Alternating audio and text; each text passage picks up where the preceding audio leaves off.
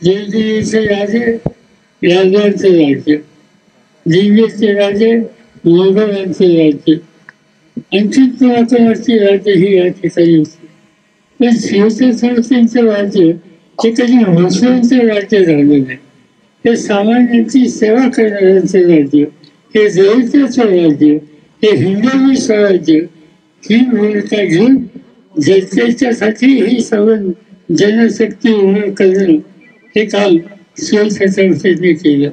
आणि आज जी महाराष्ट्राची स्थिती आहे ती जर बदलायची असेल तर पुन्हा एकदा या ठिकाणी जनतेचं राज्य येईल याच्यासाठी कष्ट करण्याचा उद्देशाचा कालखंड आहे. आणि त्यासाठीच आज राष्ट्रवादी काँग्रेस शरदचंद्र पवार या नावानं जी संघटना आपण सगळ्यांनी उभी केली ती मजबूत करायची. आणि त्यासाठी आज निवडणूक आयोगाने आपल्याला आपल्या परिचय लोकांच्या ठरावा यासाठी हे रणसिंग फुकलेलं आहे. ही तुतारी दिली आहे.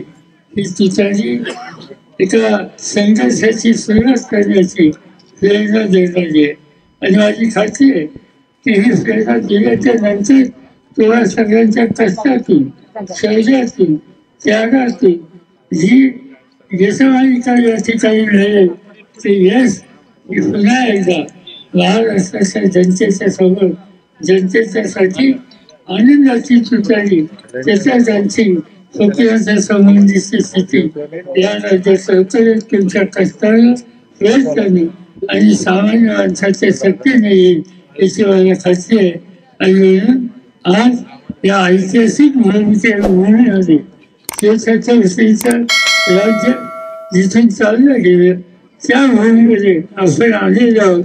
इथून आपण प्रेरणा घेऊ आणि जो आदेश होता छत्रपतींचा तो निर्देशावर ठेवून राज्य उभं करू, जनतेची सेवा करू, शक्तिशाली महाराष्ट्र बनवू एवढंच या ठिकाणी सांगतो.